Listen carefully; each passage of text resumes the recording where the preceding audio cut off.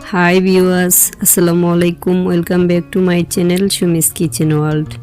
আজকে আমি আপনাদের একটি কমন রেসিপি করে দেখাচ্ছি। আজকের রেসিপিতে আপনাদের জন্য রয়েছে ট্যাংরা মাছ এবং পটলের ঝোল। সবাই এটা রান্না করতে পারেন। আমি কিভাবে এটা রান্না করছি সেটাই আপনাদের সাথে আজকে শেয়ার করছি। রেসিপিটি ভালো লাগলে আমার চ্যানেলটি সাবস্ক্রাইব করার অনুরোধ রইল। আমি এখানে নিয়েছি ট্যাংরা মাছ। মাছগুলোকে কেটে ধুয়ে ভালোভাবে পরিষ্কার করে নুন হলুদ মাখিয়ে নিয়েছি। এখানে নিয়েছি আমি পটল। আমি পটলের খোসা ছাড়িয়ে একটি পটলকে 4টি করে টুকরো করে নিয়েছি। আপনারা আপনাদের পছন্দ অনুযায়ী পটলের খোসা ছাড়িয়ে কেটে নিতে পারেন। এখন আমি মাছগুলোকে ভেজে নেব। প্রথমে আমি চুলায় একটি ফ্রাই প্যান বসিয়ে দিয়ে দিচ্ছি পর্যাপ্ত পরিমাণ তেল। তেলটা গরম হয়ে আসলে এখন দিয়ে দিচ্ছি ট্যাংরা মাছগুলো। আমি মাছগুলোকে নুন হলুদ দিয়ে আগে থেকে মাখিয়ে রেখেছিলাম। এখন আমি সবগুলো মাছ ভালোভাবে ভেজে নিচ্ছি। নিচের পাশটা ভাজা হয়ে গেলে আমি মাছগুলোকে উল্টিয়ে দিচ্ছি।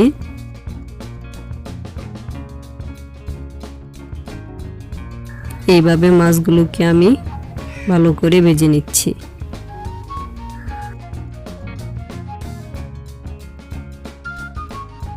মাছগুলো ভাজা হয়ে গেছে।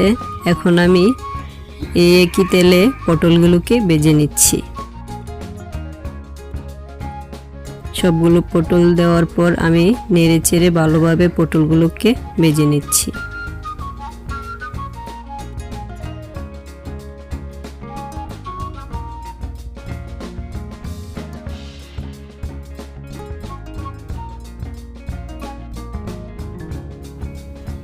এভাবে 4 থেকে 5 মিনিট সময় নিয়ে আমি পটলগুলোকে ভেজে নিয়েছি।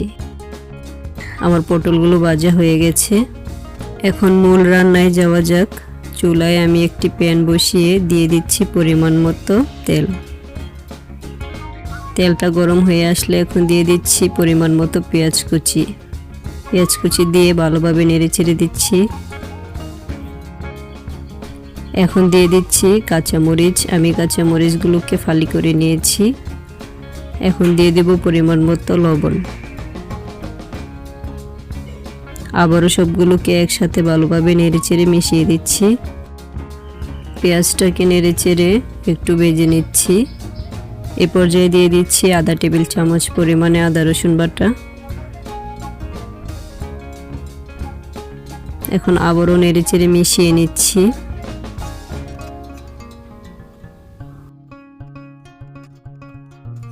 এখন দিয়ে দিচ্ছি 1 টেবিল চামচ পরিমাণ হলুদের গুঁড়া, 1 টেবিল চামচ পরিমাণে মরিচের গুঁড়া।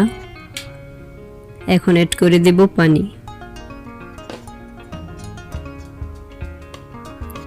এখন ভালোভাবে নেড়েচেড়ে মশলাটাকে ভালোভাবে কষিয়ে নেব। এই পর্যায়ে আমি ঢাকনা দিয়ে ঢেকে দিচ্ছি। এখন মশলাটাকে ভালোভাবে কষিয়ে নিতে হবে।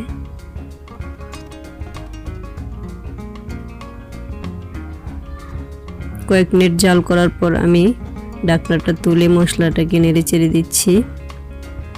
যখন দেখতে পাবেন মশলার ওপর তেলটা ছড়িয়ে গেছে তখন বুঝতে হবে আমাদের মশলাটা ভালোভাবে কষানো হয়ে গেছে। এখন আমি ভেজে রাখা পটলগুলো দিয়ে আবারও নেড়েচেড়ে মিশিয়ে দিচ্ছি। আবারও আমি ঢাকনা দিয়ে ঢেকে একটু রান্না করে নিচ্ছি।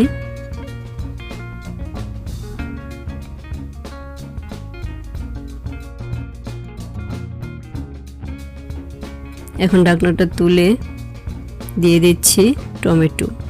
আমি এখানে একটি টমেটো এভাবে কেটে দিয়ে দিচ্ছি।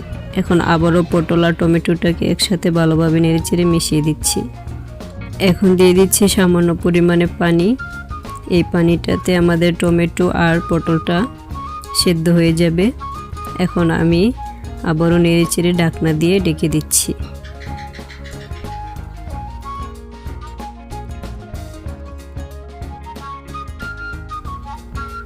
কয়েক মিনিট জাল করার পর আমি ঢাকনাটা তুলে নিচ্ছি।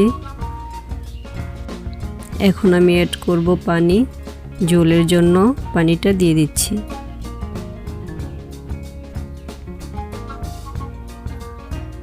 এখন আমি ঢাকনা দিয়ে আবারও ঢেকে কয়েক মিনিট রান্না করে নেব।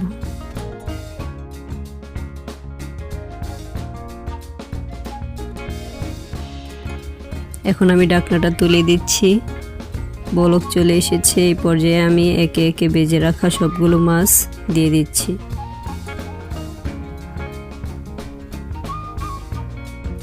মাছগুলো দেওয়ার পর আমি 5 থেকে 6 মিনিট রান্না করে নিচ্ছি।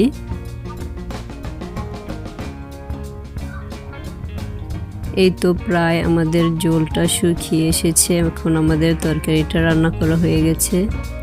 আশা করি আমার আজকের রেসিপিটি আপনাদের ভালো লাগবে। ভালো লাগলে অবশ্যই আমার ভিডিওতে একটি লাইক দিবেন, কমেন্ট করে জানাবেন। যারা এখনও আমার চ্যানেলটি সাবস্ক্রাইব করেননি প্লিজ সাবস্ক্রাইব করবেন। যারা সাবস্ক্রাইব করেছেন তাদেরকে অনেক অনেক ধন্যবাদ। আরও নতুন নতুন সুস্বাদু সব রেসিপি পেতে আমার চ্যানেলটিতে ঘুরে আসতে পারেন। আল্লাহ হাফেজ।